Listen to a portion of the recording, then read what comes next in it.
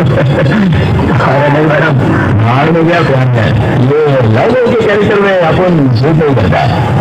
अपन के pass अपन के कबूतर है, दो फंटर लोग हैं और परेशान करने के लिए गाँव वाले है ना। अपन एकदम हैप्पी और जॉली कैरेक्टर है। एक काम हो सकता है, तू बोलेगी तो अपन फ्रेंडशिप रखने को तैयार है।